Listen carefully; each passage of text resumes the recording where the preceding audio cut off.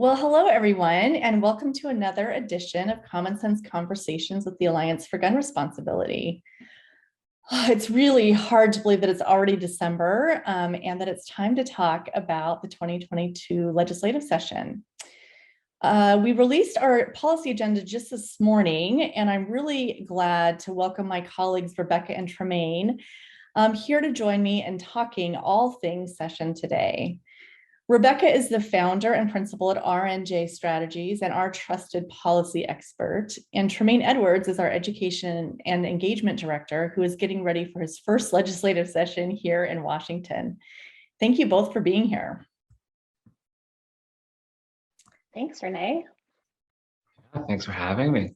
Yeah, so I want to start with a bit of a somber acknowledgement that today is the 9th anniversary of the mass shooting at Sandy Hook Elementary School in Newtown that killed 20 first and second graders and 6 others. As most of you probably know, the Alliance was founded in the wake of that tragedy, and we've been working ever since to put an end to the gun violence epidemic in our country. We strive to honor the victims of Sandy Hook and of all gun violence with action. And we chose to release our policy agenda today for that reason. Despite the continued inaction at the federal level, we've really proven in Washington that change is possible. And of course, we're reminded almost every day that our work is far from over. So before we go any further, I want to give each of you the opportunity to share any reflections or memories that you have about Sandy Hook. Yeah, thinking about it for me also took me back to my now former state, Virginia. I worked in facilities with the local government that worked primarily with children. And I kind of remember what happened after that, the different conversations we had to happen in our spaces, the walkthroughs that started to happen through our spaces, having the unfortunate conversations of what to do in those spaces, and then also those conversations that had to happen with our children in those spaces so that they were aware of. And so being in this space today and getting ready for the session reminds me of the work that has to continue in our state and across the country so that we don't have to keep having those conversations with children, with communities and families. Thanks for sharing that, Tremayne. Rebecca? Oh gosh, for me, I feel like it was a moment where it just felt like, God, like now is when we're going to do something to fix this, right? Like now is when we take action. And I definitely, looking back, like didn't have a realization about how complicated gun violence is and how complicated gun violence prevention is, and that there's not like one policy that's going to solve it all. And as we started the Alliance back then, I also didn't have an appreciation for how hard it was for elected officials back then to really step up. So it was, for me, thinking back, it was kind of a naive moment of like, we can fix this and maybe it won't be that hard, but it is that hard. And that's why we continue to work today. Yeah. Thank you both for sharing, and I'll share a little. It's pretty emotional for me, having lost a brother in a school shooting many years earlier, and having a first grader at the same time. It hit harder than almost anything. I also remember Rebecca feeling a sense of like, okay, now they have to do something. We have to do something finally. And I had no idea then that fast forward 9 years, I would be sitting here with the both of you and all of our communities across the state who just continue to lean in and work so hard to make our community safer. And so today I've had this mix of deep gratitude, glimmers of feelings of hope, and also just remembering how hard of a day that really was. So today, as we move on through this conversation, I just want to make sure that everyone out there knows that we continue to do our work to really honor not just the people that were lost during Sandy Hook, but everyone that was lost before and since that time. Okay, now let's dive into our agenda. Rebecca, can you share a little about what our thinking was around developing this year's agenda? Yes. So this year is a short legislative session, which means it's 60 days from beginning to end. And that is a really short time. It feels even shorter because we're still dealing with some questions about will it be virtual and how will that work and how are people going to plug in. So legislators, I have to say, did an awesome job last year of passing a really robust agenda of things to help protect our communities in so many ways. But this year is shorter. So what we focused on a lot in our agenda is building on momentum, continuing to close loopholes that we've been working on, close every time we find one, we try to close it. And then building on momentum, especially around things like high capacity magazines, which we have been talking about in one form or another for more than 5 years in Olympia. So feeling like now is really the time to take bold action, to finally take bold action on that bill in particular, and also take a look at, as issues emerge in our communities, what can we do? What can we do right now? Adding on to you, Rebecca, for the newbies out there like me, if there's any other newbies watching, when we say short session, she mentioned 60 days. A longer session, though, is usually 105 days. But making sure that we keep that momentum, it doesn't impede on our progress because we still got a lot to accomplish in those 60 days, even if it is a shorter session. Yeah, that's right, Tremayne. And I think, given what we've been seeing happen in gun violence almost across the board, with the exception of suicide, we don't have any time to waste because we're losing lives every single day. I think, Rebecca, could you maybe spend just a couple of minutes talking about why the high capacity magazine policy is so important? Yeah, absolutely. So high capacity magazines or excessively large capacity magazines are magazines that hold more than 10 bullets. And what that means is it allows a shooter to fire many, many rounds really, really quickly. And so 10, and then we've seen shootings with 30 or 50 or 100 round magazines. And what that means is that it makes a deadly situation even more deadly. Often, when a shooter pauses to reload, that's when people are able to escape, or that's when people are able to immobilize the shooter. So sort of naturally, the more rounds that are in a magazine, the more deadly and kind of the fewer chances there are to stop the shooting in its tracks. High capacity magazines have been used in an overwhelming majority of the mass shootings that we've seen, including Sandy Hook and including the shooting at Oxford High School just a few weeks ago, where that shooter had 3 15-round magazines on him. They're extraordinarily deadly devices that there's no self-defense situation in which you would need a large capacity magazine. They really are military, they're kind of military grade accessories or weapons. And we really want Washington to join the states who have said these have no place in our communities and make us less safe. And I'll add to that, right? In my position, I work with our wonderful people in the field who also work with our wonderful volunteers and supporters, in our community, speaking up about this one, that they also agree that these don't belong in their communities. And it's something that hands down is a policy that we hear a lot about, especially with the amount of times that we've brought this up to the legislator and really wanting to see this happen. There's obvious appetite for it among the supporters and the people in Washington. And outside of that, the other policy we hear a lot about is rejecting armed intimidation. I think at this point, no one wants to be reminded of certain things that have happened at our Capitol and across the country, but we all were forced to sit with that. But we needed to reckon with what is happening across the country and what people are using these weapons to intimidate others when they're just trying to let democracy happen. Yeah, that's a really, really good point, Tremayne. And it's clear both from the enthusiasm we hear from our from our supporters across the state and from the polling we've done that prohibiting high capacity magazines is extremely popular across the state. And I'm going to say that we're hopeful, but also we're demanding that this year our elected leaders will really listen to their constituents and get this done.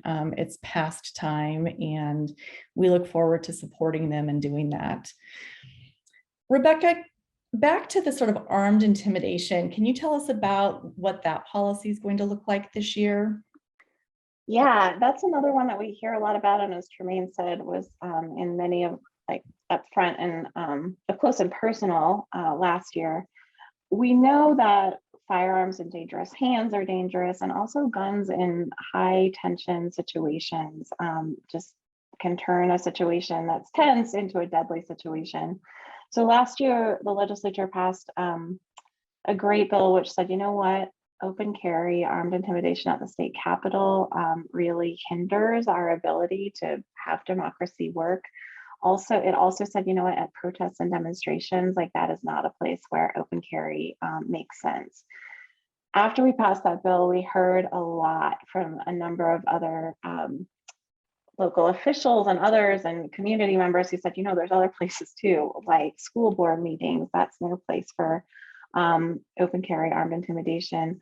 Public, like city council, public local government meetings is another place where we've seen situations that either did escalate or really had the potential to escalate into a deadly situation.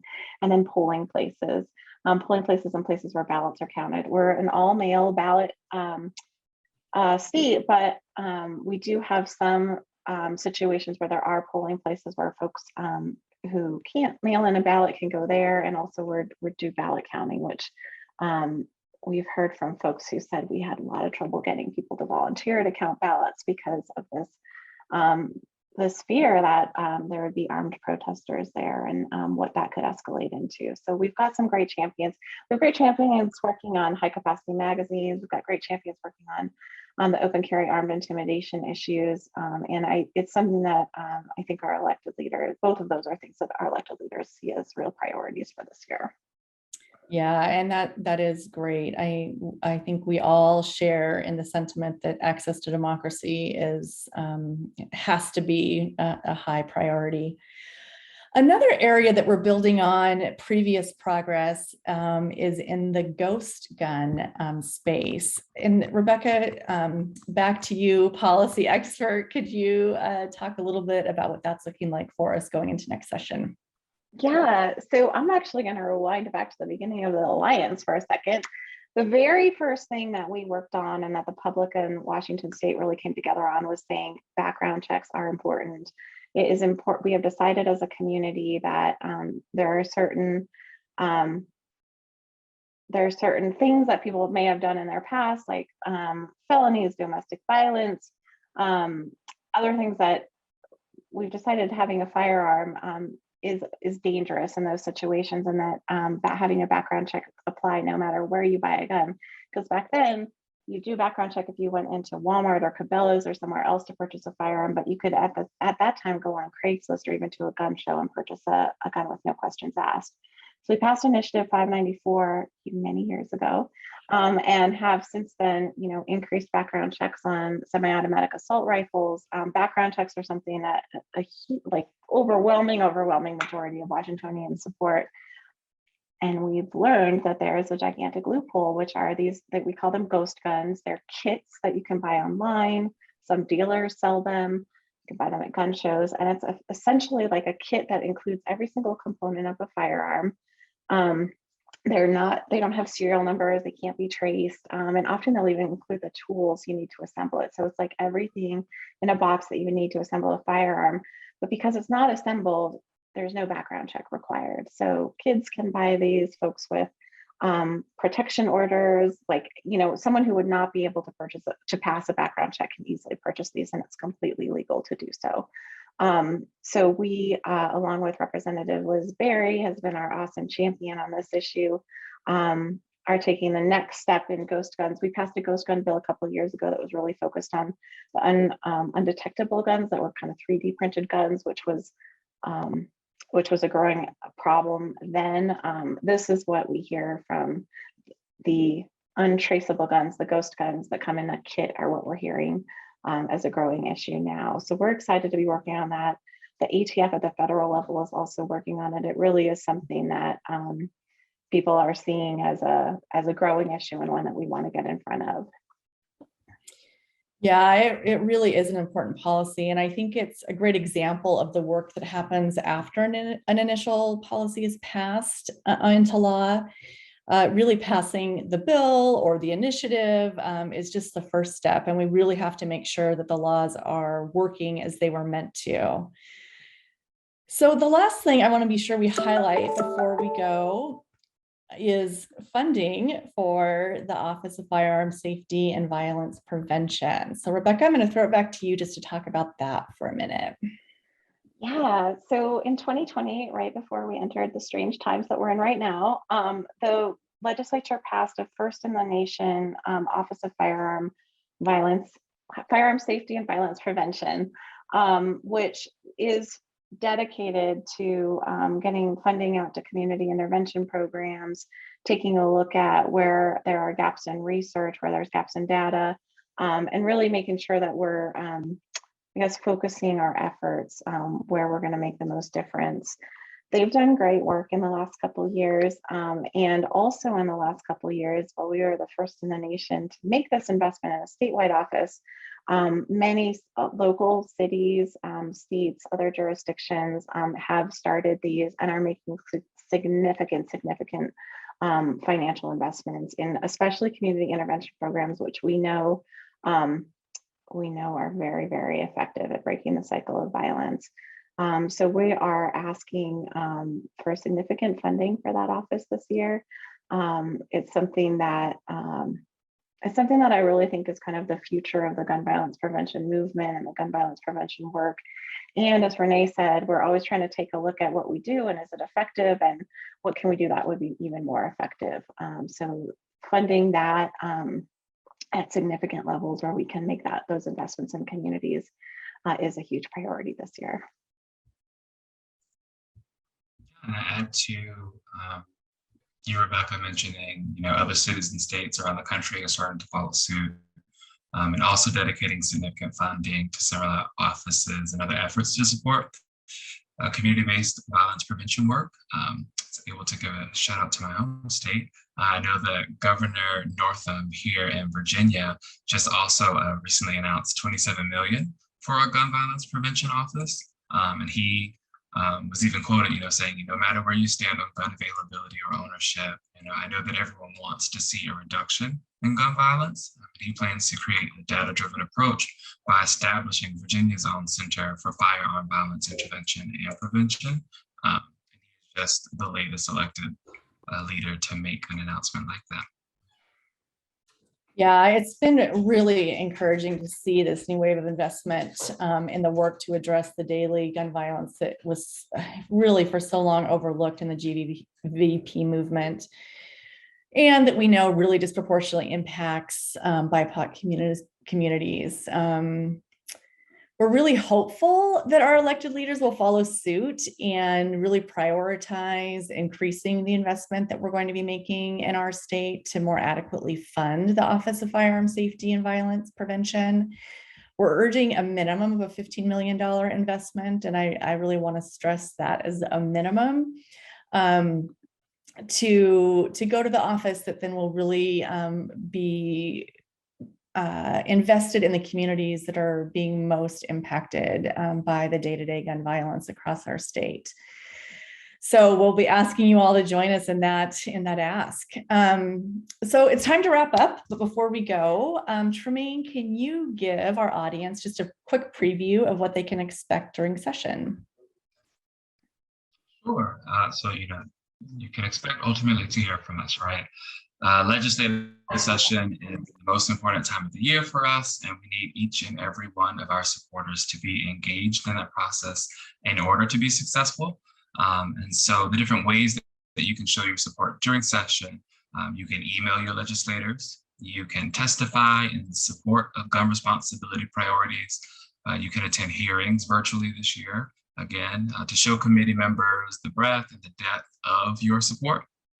But we're not exactly sure how sessions will shake out just yet as we continue to navigate the world of this pandemic, but there may also be some opportunities to watch votes in the gallery for folks who are also in the Olympia area.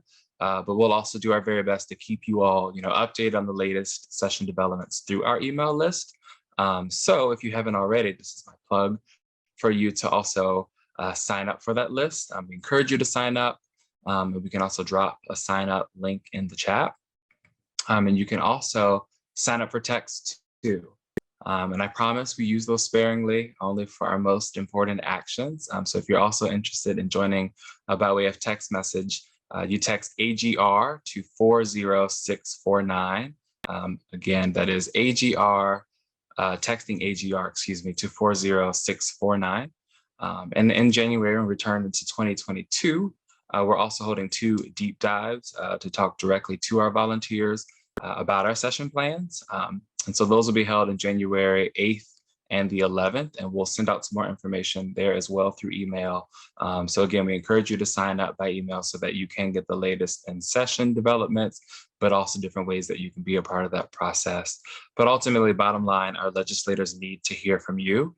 And they need to know that we expect them to prioritize gun violence prevention this session. To quote Renee again earlier, we are hopeful, but we're also demanding to make sure that this happens. So we need you to be a part of that process. Thanks so much, Tremayne and Rebecca. As we close, I know we started with some pretty somber memories. I want to end on a more hopeful note, and would love for each of you just very briefly to say what you're most hopeful about going into next year and the important work that we do. Let's start with you, Tremayne, and then we'll end with Rebecca. Sure. I'm excited to get into the session and knock this off as a newbie. But I think in the last session as well, a lot of bold choices were made in terms of making sure that the people in Washington were safe. And so I'm hopeful into 2022 that we can continue to see that happen to keep our community safe. That's really good. Hopeful. Well, I was really kind of stupendously surprised and amazed at how much great work the legislature got done last year in completely unprecedented situation. And I'm hopeful and demanding that we get that high capacity magazine policy done. It has, we have worked on it a long time. We have so many survivors and advocates and community members who have come to testify over and over and over again about that policy. And a good thing about virtual session is that more people can come testify, but I'd really like to never have to ask someone to have to come testify on that policy ever again. After this year, but we just, getting that done, I'm hopeful, I'm demanding, that'll be awesome. And I think we'll make some continue to build on our great progress and momentum in the gun violence prevention space in Olympia. Awesome. I'm not going to say what I'm hopeful for. I'm going to say why I'm hopeful, and that is because of our amazing grassroots volunteers, because of our amazing coalition partners, because of our amazing supporters, and because we have the largest number of GVP champions and electeds ever that we've had in the state going into next year. So that all brings me hope. And with that, we are going to wrap up right on time, and happy holidays to everyone. And we're really looking forward to working with you next year. Thank you.